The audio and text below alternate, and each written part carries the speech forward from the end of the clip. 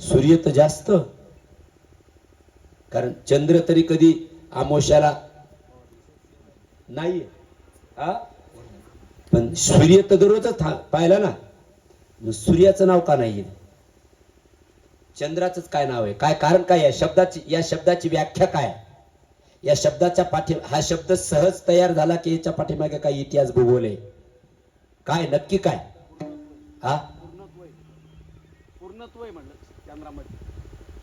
ते झालं पौर्णिमेचा चंद्र म्हणून पूर्णता आहे, बराबर, तेही बराबर.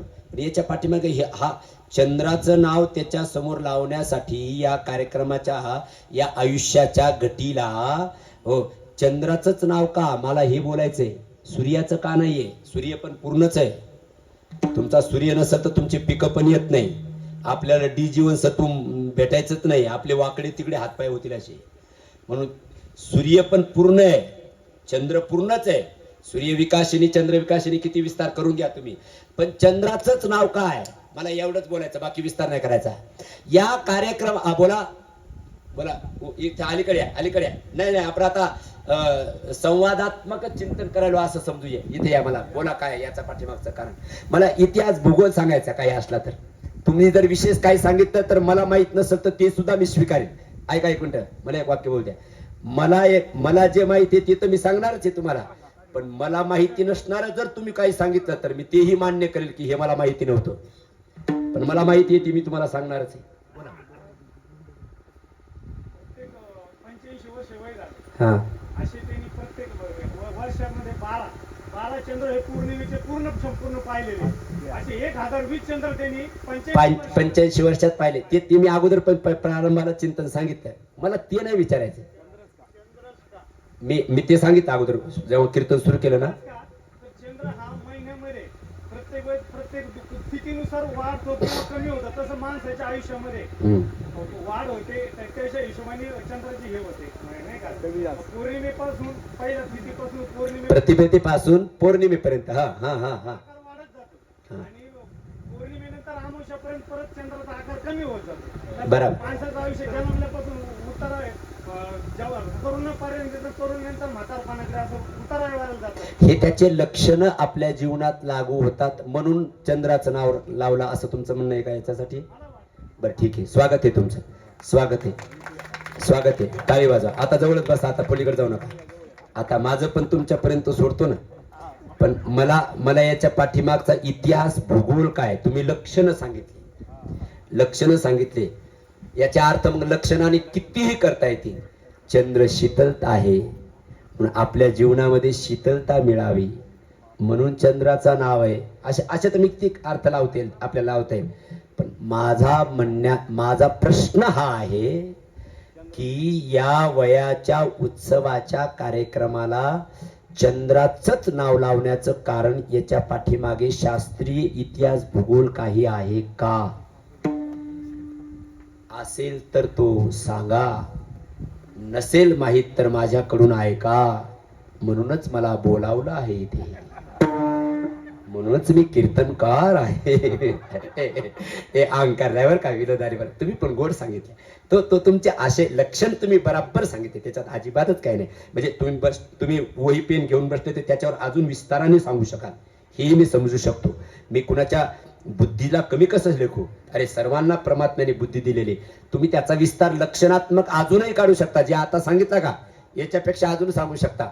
बसल्यानंतर विचार येत असतात माणसाला. प्रश्न विचारल्यानंतर मी सांगितले, मला याच्यावर काही माहित नव्हतं. हा ऐका, तुम्ही लक्षणं सांगितले, मी याच्या पाठीमागचा इतिहास भूगोल काय शास्त्रीय हे सांगून मी पुढे चालतो. विठ्ठल विठ्ठल.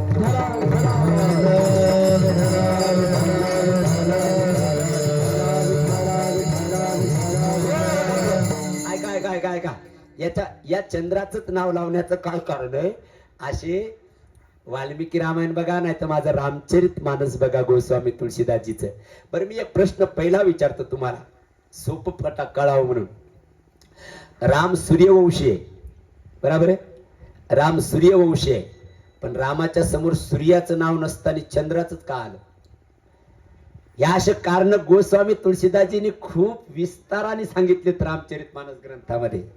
बघा तुम्ही, राम सूर्यवंशी आहे, मग सूर्याचं नाव पाहिजे होतं त्यांच्या समोर, पण तिथं चंद्राचं नाव आलं, रामचंद्र भगवान की जय. चंद्र कशाला असायला पाहिजे? सूर्य असायला पाहिजे. याचा खूप विस्तार तुळशीदासजीने केलाय. त्याच विस्तारामध्ये या चंद्राचा सर्व जीवनाचा परिपाठ सुद्धा सांगितलाय. तो परिपाठ मला तुमच्या समोर सांगायचा आहे, तो मला सांगायचा आहे. ते रामाचा जन्म झाला ना, तेव्हा सर्वांना आनंद झाला. वनाला आनंद, वाऱ्याला आनंद. मी काय रामायण नाही सांगायला आलो, मी आता सांगूनच इथे आलोय. आणि ऐकायचं असं तर आता 15 तारखेपासून इथे नगरमध्ये प्रारंभ आहे. ऐका मी त्याचा फक्त सूत्र सांगायलो. रामचंद्र प्रभूजीचा जन्म झाल्यानंतर वनाला आनंद, वाऱ्याला आनंद, मन्याला आनंद, पर्वताला आनंद, सूर्याला आनंद. सूर्याला इतका आनंद झाला, 1 महिनाभर जाग्यावर थांबला. ती माध्यानाशी दिनकर पळभरी होय स्थिर. विस्तार नाही करणार हा, मी फक्त मुद्द्यापर्यंत चाललो. मग सूर्य खूप प्रसन्न झाला, 1 महिना जाग्यावर थांबला. म्हणे कौतुक देखी पतंग भुलाना, 1 मास तेही जात न जाना, मास दिवस कर दिवस भा, मर्मन जान ही कोई, रथ समेत रवी थाकेऊ, निशा कवन विधी होई. तुळशीदासजी विस्तार करतायत आणि याच विस्तारामध्ये चंद्राच्या जीवनाचा इतिहास भूगोल पण सांगतायत. ऐका, मी तुमच्या समोर सांगतो. ते सूर्य खूप आनंदी झाला. मग चंद्र सर्व बधाई देण्यासाठी आले, चंद्र नाही आला. मग रामचंद्र प्रभूजीने सहज विचारलं, का रे चंद्रा, सर्वजण मला बधाई देण्यासाठी आले, सूर्य 1 महिनाभर जाग्यावर थांबला, तू का नाही आला? चंद्राने सांगितलं, येऊ कस काय, हा सूर्य जोपर्यंत पुढे होत नाही तोपर्यंत मला येता येत नाही. म्हणजे हे अमेरिकेत जात नाही तोपर्यंत पूर्ण रूपाने मला इथं, तुम्ही आता जे म्हणले 12 वर्षामध्ये 12, तुम्ही पूर्ण रूपाने इथं येत नाही. आणि मी जोपर्यंत या भारतात येत नाही देवा, तोपर्यंत तुमचं यथार्थ दर्शन होत नाही.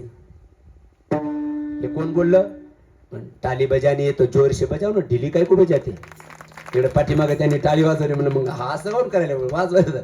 मग तो म्हटला, मी जोपर्यंत भारतात येत नाही तोपर्यंत मला तुमचं दर्शन होत नाही. देवा, हा सूर्याला खूप अभिमान झाला, तुम्ही त्याच्या वंशात जन्माला आलात, मग तो पुढेच सरकना, म्हणून मला येता येत नाही. भगवंत म्हणले, आज तुम्हाला सिद्ध करून दाखवलं की मी भगवंत असताना सुद्धा एकाच वेळेला सर्वांना सुखी करू शकत नाही. मग आता देव करू शकत नाही एकाच वेळेला सर्वांना सुखी, तर मानव कुणाला करू शकेल? आपण तर जीव आहेत. पण तो चंद्राला भगवंत म्हणले, बाबा मी प्रयत्न करतो तुला सुद्धा सुख द्यायचा, मी एक काम करतो. तो म्हणला, हा सूर्य पुढे जात नाही, याला पुढे पाठवा, मग मी इथे येतो. भगवंत म्हणले, जाऊ दे, त्याच्या वंशात जन्माला आलो म्हणून त्याला जास्त आनंद झाला. सूर्यवंशामध्ये एक काम करतो, या त्रेतायुगामध्ये मी सूर्यवंशात जन्माला आलो, द्वापार युगामध्ये मी चंद्रवंशात जन्माला येईल. या वेळेला मी दुपारी जन्माला आलो, तिथंच सर्व विस्तार केलाय. तिथंच या वेळेला मी दुपारी जन्माला आलो, दुपारी 12 वाजता माध्यान्हाला, मी त्यावेळेला रात्रीच्या माध्यान्हाला जन्माला येईल. सर्व जग झोपलेला असेल, चंद्रा तू एकटा दर्शन करशील. बस का बाबा, आता झाला का खुश? तो म्हणला, नाही, अजून काहीतरी द्या. आणि तिथे जे मागितलं ना त्यांनी, त्याचा विस्तार रामचरित मानसात आला. मग त्यांनी काय मागितलं ऐका. तो मला अजून एक गोष्ट पाहिजे. काय? मला या त्रेतायुगामध्ये काहीतरी सुख होईल असं द्या काहीतरी. भगवंत म्हणले, ठीक आहे, माझ्या नावाच्या समोर मी तुझं नाव लावतो. आता तो खुश झाला का? म्हणून आपण काय म्हणतो, राम सूर्य भगवान की. रामचंद्र म्हणतो का? मी चुकलो. ऐकाय, रामचंद्र भगवान की जय. मग रामाच्या पुढे चंद्र शब्द यासाठी लागला. तस या कार्यक्रमाच्या समोर चंद्र शब्दच नाव का लागला याचाही मला भाव सांगायचा आहे. रामाच्या समोर चंद्राचं नाव का, तर याचं कारण हे आहे, तसं 85 वर्षाच्या आयुष्याचा जो उत्सव आहे, जो अभिष्ट चिंतन सोहळा आहे, त्या सोहळ्याला सहस्त्र चंद्र दर्शन सोहळा हेच नावाभिधान का लागलं? विठ्ठल. मग याच्या पाठीमागचा इतिहास भूगोल काय सांगा, अगदी 5 मिनिटात ऐका. हा चंद्र जो हो ना, हा चंद्र गुरु, मी थोडक्यात सांगतो. चंद्र हा गुरुकडे शिकायला होता. चंद्राच्या गुरुचं नाव बृहस्पती, देवगुरु बृहस्पती. आणि बृहस्पतीकडे हा चंद्र शिकायला होता. हा अतिशय रूपवान, मी थोडक्यात सांगणार गुरुजी, आणि मर्यादित सांगणार, मर्यादा ठेवून सांगणार. हा गुरुकडे शिकायला होता, पण अतिशय देखणं आणि रूप कुठं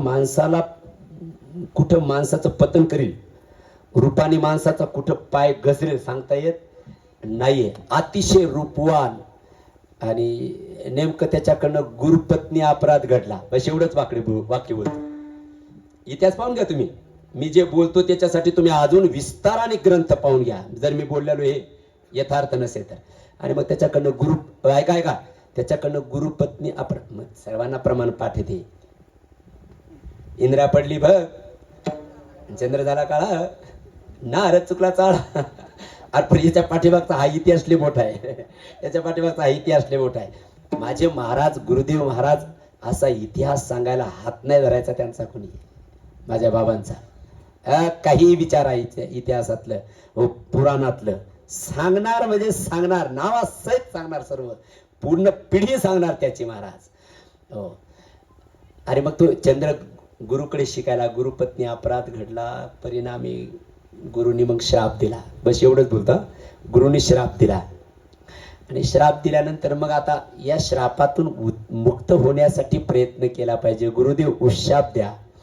काय गुरु इतका कोमल असतो, गुरुकर कोमलशील स्वभाव. तुलसीदाजी म्हणतायत शिष्य एखाद्या वेळेस शील भंग करेल, पण मग गुरु मात्र शिष्याच्या बाबतीतला जो व्यवहार करायचा आहे त्याच्या बाबतीत आपला शील कधी भंग होऊ देत नाहीये. गुरुकर कोमलशील स्वभाव. हो. शिष्य गुरुच्या बाबतीमध्ये कृतज्ञता व्यक्त करेल, पण गुरु मात्र शिष्याच्या बाबतीत कधी कृतज्ञ होऊ शकत नाहीये. आणि मग त्यांनी मला उशाप द्या सांगितलं, तपश्चर्या कर, तपश्चर्याने तुझी शुद्धी होईल. मग त्या चंद्राने बऱ्याच ठिकाणी तपश्चर्या केली. बरं ऐका आता शोधले पुराण की मग अनेक ठिकाणचे नाव निघतात. पहिलं सोमनाथ निघतो, सोमनाथ ज्योतिर्लिंग. तिथल्या त्या इतिहासात सुद्धा ही मी सांगतो ही घटना आलेली आहे. चला, त्या चंद्राने आपल्या पंढरपूरला सुद्धा तपश्चर्या केली. भीमा नदीच्या तीरा, खरं तर त्या नदीचं नाव भीमा आहे, तिचं नाव भीमा आहे. पण त्या भीमा नदीच्या तीरावरती चंद्राने तपश्चर्या केली आणि त्याचा भाग गेला शीन, असं नाव आहे. त्याचा भाग गेला, शीन गेला, त्याचा भाग तिथे निघून गेला, दोषाचा, म्हणून नाव पडलं चंद्र भागा. विठाल जिथे तिथे बऱ्याच ठिकाणी तपश्चर्या केली असं वर्णन आलेलं आहे. मग चंद्राने तपश्चर्या कुणाची करायची? मग गोस्वामी तुळशीदाजी म्हणतात गुरुची तपश्चर्या केली पाहिजे ना. मग देव गुरु बृहस्पती हे चंद्राचे गुरु आहेत, पण गुरूंचे गुरु कोण असतील तर ते भगवान शंकर आहेत. तुम त्रिभुवन गुरु वेद बखाना आ नजिक पावट का जा. रामचरित मानस प्रमाण देतो मी त्यातले, सहज बोलायलो नाही, गोष्टी नाही आणायलो, प्रमाण द्यायलो. तुम त्रिभुवन गुरु वेद बखाना. त्रिभुवनाचे जेवढे जगातले गुरु आहेत ना, त्या गुरूंचे गुरु कोण असतील तर ते भगवान शंकर आहेत. आदिनाथ गुरु असं सांगितलं. बरं, माझ्या चोपाय नाही कळायला तर मग प्रमाण देतो, आपल्याच देतो. आदिनाथ गुरु सकळ शिरांचा मचिंद्र तयाचा मुख्य शिष्य. मचिंद्राने बोध गोरक्षाशी केला, गोरक्ष वळला गैनी प्रसादी निवृत्ती दातार ज्ञानदेवा सार. या गुरूंचे गुरु भगवान शंकर आहे. म्हणून बघा, गुरु श्री गुरु, बघा गुरु श्री गुरु जगद्गुरु, गुरु श्री गुरु जगद्गुरु. पाच प्रकार झाले पाहिजे, पाच प्रकार झाले बघा. गुरु, श्री गुरु, सद्गुरु, जगद्गुरु आणि त्रिभुवन गुरु, असे पाच प्रकार आहेत. मग आधी ते त्रिभुवन गुरु. आदी गुरु म्हणजे त्रिभुवनाचे गुरु. स्वर्ग मृत्यू पाताळातले जेवढे गुरु आहेत त्या गुरूंचे गुरु कोण आहे तर ते भगवान शंकर आहे. आदिनाथ गुरु. मग भगवान शंकराची तपश्चर्या कर सांगितलं. मग भगवान शंकराची तपश्चर्या केली. भगवान शंकर प्रसन्न झाले. लगेच होतात कीर्तनात, कारण लय गरम व्हायला लागला. आता ऐका, भगवान शंकर प्रसन्न झाले. बोल चंद्रा काय पाहिजे, ओ चंद्रा बोल काय पाहिजे. हे भोळ देव, हे भोळ झालं प्रसन्न. माग तुला काय पाहिजे. या चंद्राने मागण्यासाठी काही मागे पुढं पाहिलंच नाही. जेवढं मागायचं तेवढं त्यांनी मागून घेतलं, कारण तपश्चर्या अनेक ठिकाणी केली त्यांनी. काही काही माणसं लेच मागतात, ले मागतात म्हणजे पाकिटाच्या वर बी मागतात. काय काय काय हो, बोल म्हणे काय पाहिजे. मग चंद्राने एक एक गोष्ट मागायला सुरुवात केली. पहिलं तर देवा, मी माझ्याकडनं अपराध घडला, या अपराधाचं निवृत्ती व्हावी, याचं क्षालन व्हावं, असं मला वरदान द्या. ठीक आहे, तथास्तु. माझी पूजा व्हावी, असा एक मला वरदान द्या. मोजा बर का, किती वरदान घेतली. क्षालन व्हावं एक, बर. मला माझी पूजा व्हावी, तथास्तु, तुझी पूजा होईल. म्हणून तुम्ही कोणत्या दिवशी पूजा करता चंद्राची? चतुर्थीच्या दिवशी पूजा नाही करत का तुम्ही? हा, माझी पूजा व्हावी, तथास्तु. चला बोला, अजून काय पाहिजे. त्याने सांगितलं, मी समाजाला काही द्यावं, प्रकृतीला काही द्यावं. प्रकृतीमुळे माझं सौंदर्य वाढणार आहे ना, तर प्रकृतीला मी काही द्यावं. म्हटले देतो. चंद्र विकासिनी कमळ, आलं सर्व चिंतन. चंद्र, सूर्याच्या किरणाने काही कमल उगवत होतात, आणि चंद्राच्या किरणाने काही, म्हणून ब्रह्मकमल कधी येतं? रात्री येतं. मग ते चंद्र विकासिनी कमल आहे. तथास्तु. झाले 3. चला पुढे 4. देवा, मी काही समाजाला विशेष द्यावं, असं काहीतरी द्या. म्हणजे तू अमृत देशील लोकांना, तू अमृत देशील. तथास्तु. चंद्र अमृत सुखे सेविल असता जाता. चला पुढचं नाही बघायचं. 4 झाले, 5 झाले, 4 5. आता 5वा आहे का, माझ्या नावाने काहीतरी उत्सव व्हावा. म्हणे माझ्या नावाने उत्सव व्हावा, माझी पूजा व्हावी, माझी पूजा व्हावी. मला लोकांनी दंडवत घालावा. आता 5वा आहे का, मला लोकांनी प्रणाम करावा. ते म्हणले असं तर कोणी प्रणाम करणार नाही, बरं माझ्या पूर्ण स्वरूपाला कोणी प्रणाम करेल. बघा तुम्ही, आता तुमच्यापर्यंत आलो, मी तुमच्यापर्यंत आलोय. माझी पूजा व्हावी, मी झाले 4 सांगितले बरं का.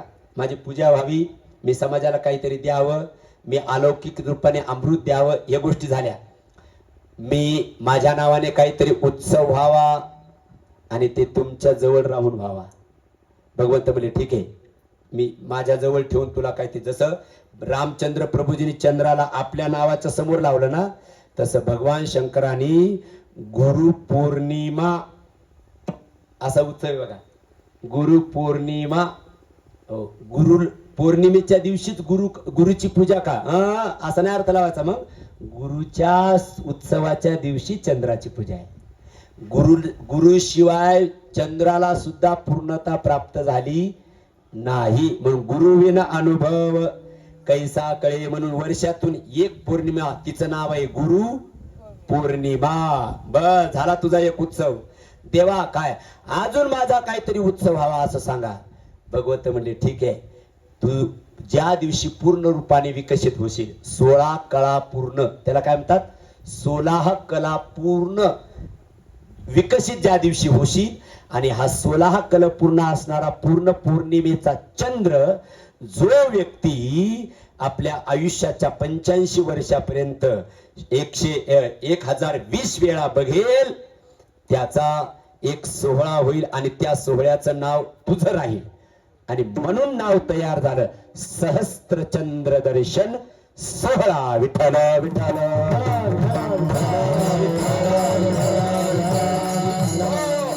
जेवढ्यावर थांबलं नाही, तेवढ्यावर पण थांबलं नाही. देवा काय, अरे ते पौर्णिमेचे चंद्र पूर्ण 1020 वेळा पाहिल्यावरती कोणी उत्सव करेल. बर, पण पौर्णिमेचा चंद्र आहे, तुम्ही सांगितलं ना पौर्णिमेचा चंद्र, पण वक्र चंद्र आहे ना मी, म्हणजे मी वक्र पण आहे, पण पौर्णिमेच्या चंद्राची कोणी पूजा करेल देवा. पण मला अजून मागायचं काय, माझ्या वक्र रूपाचं सुद्धा लोकांनी दर्शन करावं अशी माझी इच्छा आहे. भगवंत म्हणले तसं कोणी नाही तुझ्या स्वरूपाचं, वक्र स्वरूपाचं तुझं तसं दर्शन कोणी करणार नाही.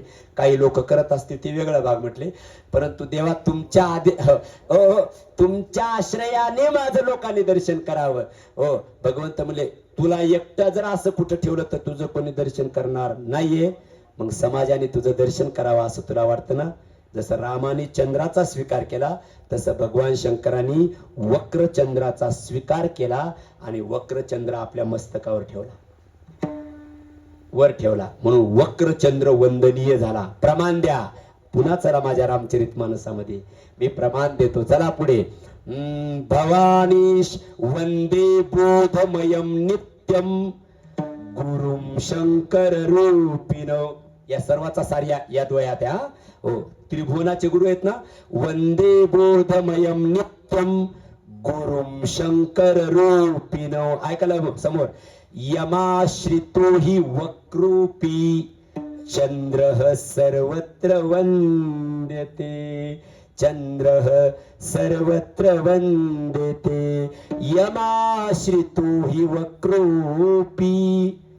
वक्रचंद्र भगवान शंकराने आपल्या मस्तकावर धरला तर भगवान शंकराचं दर्शन करता करता आपल्याला त्या चंद्राचं दर्शन करावं लागतं.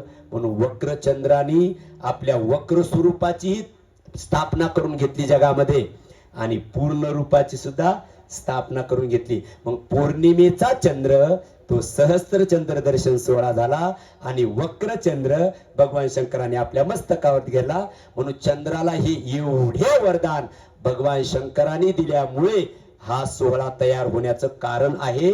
सहस्त्र चंद्र दर्शन सोहळा हा भगवान शंकराचा वरदान आहे आणि ते वरदान चंद्राला प्राप्त झाल्यामुळे ज्या व्यक्तीने 1020 वेळा चंद्र पाहिले त्याला अमृत प्राप्त होतं. म्हणे काय होतं? अमृत प्राप्त होतं. आणि मग त्या सोहळ्याचं नाव पडलं सहस्त्र चंद्र दर्शन सोहळा. असं आमचे देवराम बाबा, देवराम गणपतराव बाबा यांच्या आचार विचार व्यवहार विहाराचा हा सहस्त्र चंद्र दर्शन सोहळा आहे. आणि या सहस्त्र चंद्र दर्शन सोहळ्या निमित्ताने आमच्या गणेश भाऊनी 5 दिवसाचा कीर्तन उत्सव ठेवला आणि त्या 5 दिवसाच्या कीर्तन सोहळ्याचं काल्याचं कीर्तन माझ्याकडे दिलं आणि त्या काल्याच्या कीर्तनामध्ये मुद्दाम मी खोल शब्द निवडला. भगवंताने गोकुळामध्ये जे शरीर धारण केलं त्या शरीराला, त्या विग्रहाला तुकाराम महाराज खोळ म्हणतात आणि त्या खोळीची मीमांसा तुकाराम महाराज या अभंगामध्ये करतात. ब्रह्मादिका नकळे खोळ खोळ खोळ. खोळ कळते का? खोळ कशाला असते हो आजी? डोक्याला. हा, डोक्याला पण असते. टोपी खोळच आहे डोक्याला. खोळच आहे. खोळ कशाला असते? ऐका का, मी विस्तार नाही करणार. खोळ कशाला असते? टक्क्याला खोळ. व्याख्या बोलू का? व्याख्यावानी बोलू का? गुरुजी येत म्हणून इथं. मुख्य पदार्थाच्या बाह्य आवरणाला खोळ असे म्हणतात. आता ही व्याख्या आहे. मुख्य पदार्थाच्या, मूळ पदार्थाच्या बाह्य आवरणाला खोळ असे म्हणतात. म्हणून उशीला खोळ, तक्याला खोळ, गादीला खोळ, पखवाजाला खोळ, डोक्याला हो डोक्याला खोळ. ऐका ऐका. मग परमात्मा तुकाराम महाराज म्हणतात देवानी लीला करण्यासाठी गोकुळामध्ये खोळ धारण केली. खोळ धारण केली. एक वाक्य बोलू का? आणि त्या खोळीचं चिंतन करण्यासाठी तुम्ही आम्ही पण खोळीच धारण केल्या. कळालं तर बघा. आता भगवंतानी जी खोळ धारण केली, लीला केल्या आणि त्या लीलेचं चिंतन करण्यासाठीच आपण सुद्धा खोळीच घेऊन बसलो तिथं. ही सुद्धा खोळच आहे. ही खोळ आहे. आत्मस्वरूप आत आहे आणि त्या आत्मस्वरूपाच्या बाह्य आवरणाला शरीर म्हणतात. म्हणून शरीराला खोळ असे म्हणतात. विठाल विठाल. तसं या शरीराला कुठं कुठं खोळ पण म्हटलंय, कुठं कुठं गोदडी पण म्हटलंय, कुठं कुठं घोंगडी पण म्हटली. मी एवढे शब्द देऊ शकतो पण माझ्याकडे वेळ नाही. आता संपला माझा वेळ. कुठं कुठं घोंगडी सुद्धा म्हटलंय. कानोबा तुझी, कानोबा तुझी घोंगडी चांगली, कानोबा तुझी घोंगडी चांगली, कानोबा तुझी घोंगडी चांगली, कानोबा तुझी घोंगडी चांगली.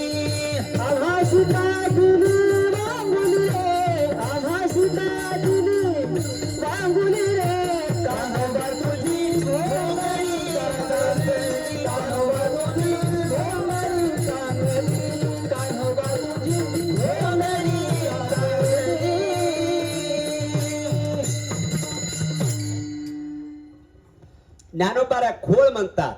अजून एका ठिकाणी गोधडी पण म्हटली याला. याला गोधडी पण म्हटलंय. हो, म्हणून तर सांगितलंय मळू नका, मळू नका गोधडी, आणि मळाली तर धुवून काढा. असं काही काही ठिकाणी गोधडी पण म्हटलं याला. हो, इला मळवू नका हो कोणी, आणि ज्यांनी मळवली नाही त्याचा सहस्त्रचंद्र दर्शन सोहळा. मळाल्याचा गोळा बी होत नाही. सोहळा काय, सोहळा तर नाही, गोळा बी नाही व्हायचा मग महाराज. हो, अगोदरच मळवत आणली, मग कस काय सोहळा व्हायला. सोहळा होण्यासाठी हिला पवित्र ठेवा, पवित्र ठेवण्याचा प्रयत्न करा. तर एवढे महाराज लोक येऊ शकतात काही, पैशाने येऊ शकतात काही. आता माझं जाऊ द्या म्हणा, मी येऊ शकतो पैशाने, पण आता हे आमचे पैठणचे फकीर माणूस. म्हणून पारमार्थिक काही साधना असेल तरच साधू संत घरी येतात, नाही तर तशी येत नाही ती. तशी येत कीर्तनकार येतील, बाकीच्याच द्या सोडून. विठ्ठल विठ्ठल. हे रक्तात लागतं, हाडात लागतं, परंपरेत लागतं महाराज परमार्थ. आणि मग याला जर मळवलं तर होईल का. म्हणून कुणाची पाप्ती ती सुद्धा होत नाही का. आलं कोणाला कीर्तनाचं निमंत्रण, म्हणून सांगितलं हिला मळू नका, हिला पवित्र करा. अरे चंद्राने अपवित्र केलं तर त्याच्यासाठी त्याला किती कष्ट करावे लागले. आपल्याला ही खोळ मिळाली, ही खोळ चांगली ठेवा. काहींनी चांगली ठेवली देवराम बाबा सारख्यानी वगैरे, काही काहींनी बरी ठेवली, काही काहींनी थोडी थोडी मळवली, काही काहींनी इतकी मळवली पण वासच सुटलाय. काहींनी नुसता, काहींच्या खोळीचा भावात हस, काहींच्या खोळीचा नुसता वास नाही, काहींच्या गोदडीच्या या खोळीचा नुसता वास नाही, पार फाडून टाकली त्यांनी, पार चिंध्याच केल्या. आता फक्त गुंडाळायची ना अमरधाम मध्ये. कळालं मी काय म्हणाले तुम्हाला. ही खोळ, ही खोळ साहेब, ही कोंगडी, ही गोदडी. म्हणून तर एका ठिकाणी संत म्हणतात, थाप टाकतात, इला मळवू नका हो कोणी, इला मळवू नका हो कोणी, माझी गोधडी झाली जोडी, माझी गोधडी झाली जोडी, माझी गोधडी झाली जोडी, माझी गोधडी.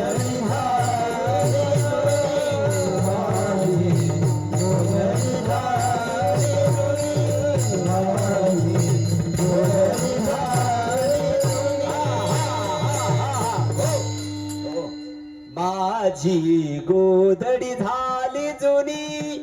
मग आपल्याला संदेश दिला, हिला मळवू नका हो कोणी. मग मळाल्यावर काय करा आता.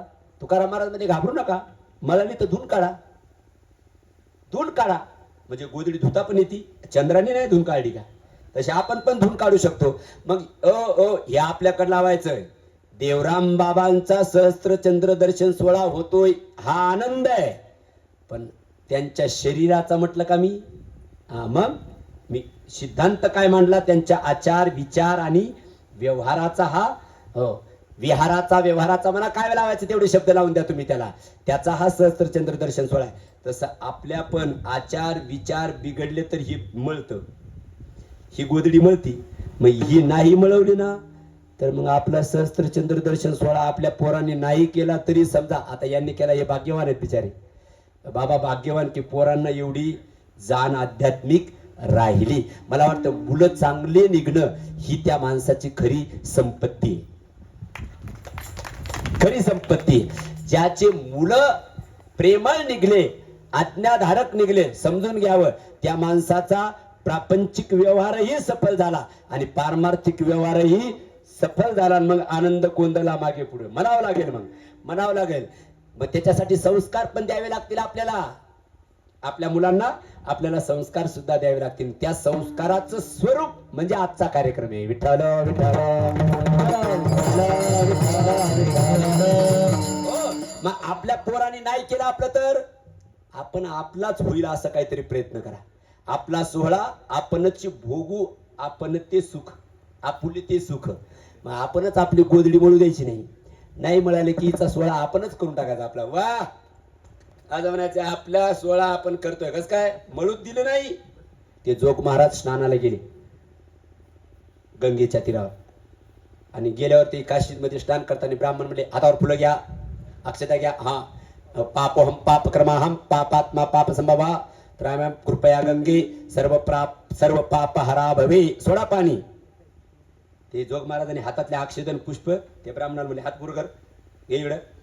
त्याच्या हातावर टाकून दिल्या. काय म्हणला तू पापोहम पाप क्रमा. अरे पापच केलं नाही तर पाप जायची इच्छा या गंगेला करायची काय गरज आहे. त्या अक्षदान पुष्प आहे ना याचे सोडायचे समर्पण करायचे. ते ब्राह्मण देवतेच्या हातावर ठेवले सांगितलं अरे या शरीराने पापच केलं नाहीये तर गंगेला कशाला प्रार्थना करू माझं पाप घाल म्हणून. मला वाटतं याला म्हणावं आपला सोहळा करणे. आपण आपला सोहळा करणं. हा दुसऱ्याने करू अथवा न करू आपण आपला सोहळा करू शकतो. पण त्याच्यासाठी ही घोंगडी आपण गोधडी आपण पवित्र ठेवायची. मलाली तर काय करावं धुवून काढायची. कशाने धुवून काढायची. तुमच्याकडे कशाने काय धुतात तुमच्याकडं कपडे बरोबर आहे. कशाने धुतात डिझेलने. गाडीत टाकायला भेटणं तर धुवायला कुठे भेटायचं. कशाने धुतात पाण्याने. बरं साबण म्हणा. बरं चला चला तुम्ही साबण म्हटल्या. साबण पाणी आणि लय मळालेलं असेल तर मग ब्रश घासून काढायला नको का. घासून काढायला या 3 गोष्टी लागतात साहेब. 3 गोष्टी लागतात ऐकाय का. मग तसं ज्ञानाचं सत्संग करून ज्ञानेश्वरी वाचून गाथा वाचून संतांच्या संगतीत राहून ज्ञानाचं साबण मिळवा भक्तीचं जल मिळवा आणि वैराग्याचं ब्रश मिळवा आणि आपल्या गोधड्या घोंगड्या धुवून काढून आपण आपलाच सहस्त्रचंद्र दर्शन सोहळा करून घ्या. कुणी धुतली का. अरे लागल तेवढ्याची उदाहरणं दिले. ही धुतली हरिचंद्राने. ही धुतली हरिचंद्राने तारामतीने रोहिदासाने. या अभंगात सर्व यादी दिल्या. हिला मळवू नका आणि मळाली तर धुवून काढा आणि चंद्रासारखी पवित्रता आपल्याला सुद्धा प्राप्त करून आपला सुद्धा बसल्या स्वतःचा सहस्त्र चंद्र दर्शन सोहळा करून घ्या. म्हणून हिला घोंगडी म्हटलंय कुठं गोधडी म्हटलंय कुठं खोळ म्हटलंय. तसं देवाने सुद्धा खोळ धारण केली आणि त्या खोळीचं चिंतन करण्यासाठी आपण खोळी घेऊन बसलो. मग भगवंताची खोळ कशी होती. या खोळीचा विशेष तुकाराम महाराज या अभंगात सांगतात. ही खोळ हिचे 3 विशेष थांबतो 5 मिनिटात सांगतो थांबून घेतो. ही खोळ अतिशय सुंदर होती. आता खोळ शब्द का वापरला लय मोठे तात्विक चिंतन याच्या पाठीमागे. हो खोळ शब्द वापरून तुकाराम महाराजाला नक्की काय सांगायचे. काय सांगायचे वरवरचं चिंतन सांगायचं. तुकाराम महाराजाच्या शब्दाची खोलीले होय. मग तुकाराम महाराज हा खोळ शब्द लिहून काय सांगतात. तुकाराम महाराज द्वैतवादी जे म्हणतात ना तुकाराम महाराजाला लोक काही आहेत महाराज म्हणून बोलायला जे तुकाराम महाराजाला द्वैतवादी म्हणतात ना तुकाराम महाराजांनी हा खोळ शब्द लिहून त्या द्वैतवादी म्हणणाराच्या कानफडीत लावलेला आहे. अरे ही खोळ कळालं का बघा. खोळ परमात्म स्वरूपातना आमची स्वरूपाता भिन्न नाहीये. हा अद्वैत सिद्धांत सांगण्यासाठी सुद्धा खोळ शब्द लिहिला आहे. आता याचं चिंतन करायला बसू तर आता आहे का वेळ तर नाहीच. पण खरं सांगू काल्याच्या कीर्तनामध्ये तत्वचिंतन करण्यासाठी थोडस वातावरणाचं तिथल्या स्थितीचं सामर्थ्य बल भेटत नाही. कसं काय काल्याचं कीर्तन म्हटलं की काल्याच्या कीर्तनात भावनेला अतिरेक असतो. भावनेचा अतिरेक असतो. कुणाला काला कीर्तन म्हटलं की त्याला लगेच कळतंय कृष्णाचं चरित्र. हा भावनेचा अतिरेक असतो आणि तात्विक चिंतन करण्यासाठी भावनेला बाजूला सारावं लागतं आणि बुद्धीला समोर करावं लागतं. मग तात्विक चिंतन घडत असतं. आता कुठं करत बसू त्या खोळीचा फक्त एवढाच आहे पटवून द्यायचं आणि थांबून घ्यायचं आहे. या खोळीचा पहिला विशेष ही खोळ सुंदर होती. या खोळीचा दुसरा विशेष ऐका ही खोळ सर्वांना सारखी वाटली नाही. आणि या खोळीचा तिसरा विशेष ही खोळ चांगल्याला आकलन झाली नाही कळाली नाही. इथं आपला अभंगाचा प्रवेश आहे. इथं आपला अभंगाचा प्रवेश आहे. बघा ही खोळ सुंदर होती सांगायचं कारणच नाही फक्त प्रमाण म्हणतो. अधरम मधुरम वदनम मधुर थांबला का बाळा थांबता तू वाजव थोडा वेळ. अधरम मधुरम वदनम मधुरम नयनम मधुरम हसितं मधुरं मधुराधिपते रखिलं मधुरं. एवढं म्हटलं तर भरपूर झालं ना, कशाला विस्तार करू. ती सुंदर होती. अहो त्या स्वरूपाने त्या सौंदर्याने फक्त गोकुळातल्या गवळणी मोहित नव्हत्या झाल्या, मग माणसं सुद्धा ते रूप पाहिलं की असंच पाहत राहायची. म्हणून तर प्रमाण आलं आनंदल्या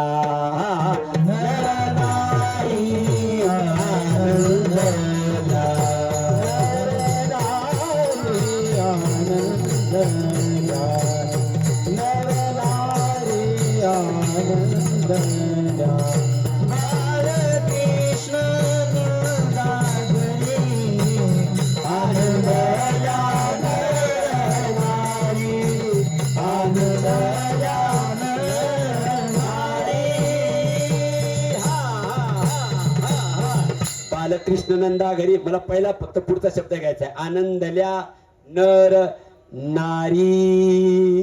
व तिथे नरांना ते स्वरूप पाहिलं की स्त्रिया तर मोहित, गवळणी तर मोहित व्हायच्या, पण गोपाळ सुद्धा पाहत राहायचे. काय सुंदरता होती ती, काय सुंदरता होती.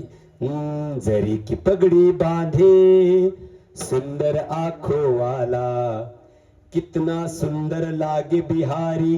बिहारी म्हणजे बाकी बिहारी. कितना लागे प्यारा प्यारा. मला कळालं तुमचं आता. हो प्यारा आहे पण तो सुंदर आहे. पहिला विशेष त्या सोडून. अरे या सुंदरतेने सामान्य माणसं मोहित झाले असं नाही. ज्यांच्या नखाच्या चुंबळा झाल्या ना तपश्चर्या करून, ते सुद्धा मोहित झाले होते.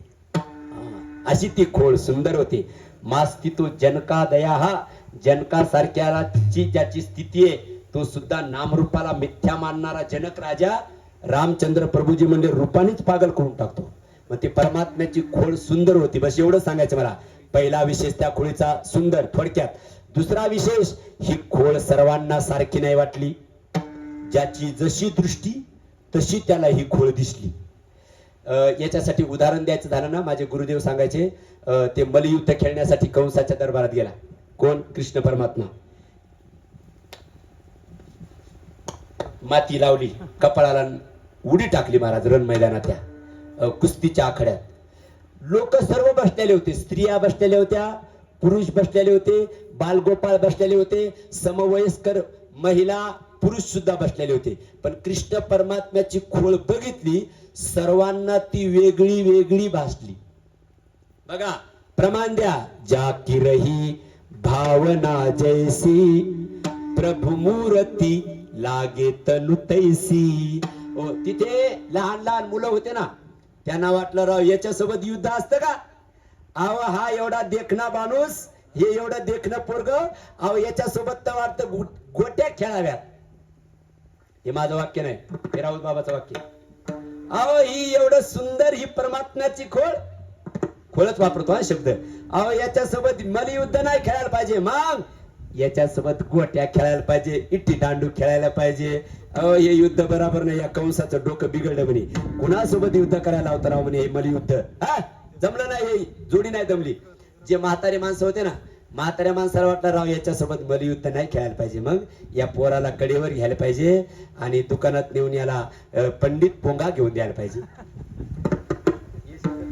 पंडित पोंगा आपल्याकडे असेल ना पंडित, त्याला काय म्हणतात, कुरकुरे म्हणायचं का. हा याला कुरकुरे घेऊन द्यावे म्हणजे, याला बंबई मिठाई घेऊन द्यावी म्हणजे याला.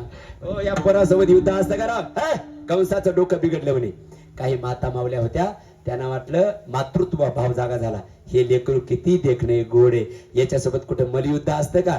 मला तर वाटतं याला मांडीवर घ्यावं आणि याला दूध भात लोणी खाऊ घालावं.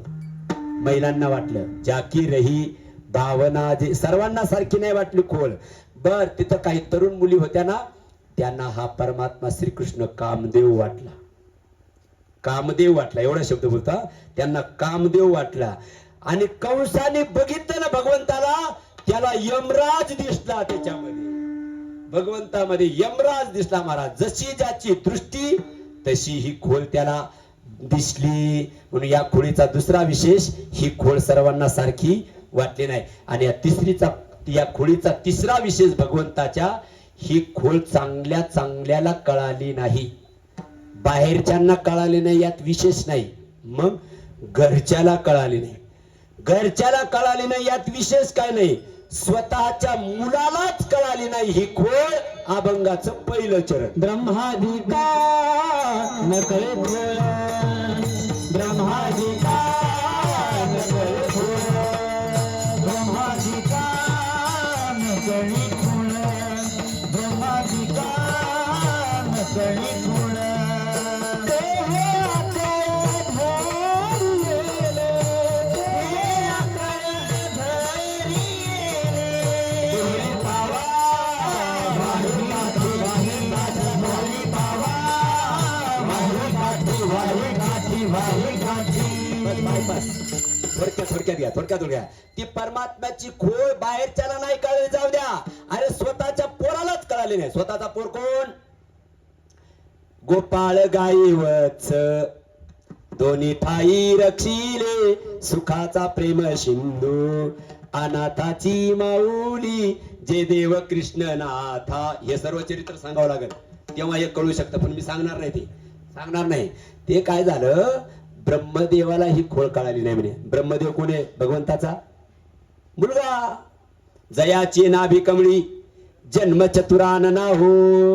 विष्णूच्या नाभीतून कमळन, कमळातून ब्रह्मदेवाचा जन्म. म्हणून ब्रह्मदेवाचा पप्पा भगवान विष्णू, पण पोरालाच खोड नाही कळाली. ते भगवंताने खेळ खेळले ना, खेळ खेळले आणि खेळ खेळल्यानंतर मी थोडं चरित्रातून 1 मिनिट जातो. खेळ खेळले आणि खेळ खेळल्यानंतर ते गाई गोपाळ घेऊन परमात्मा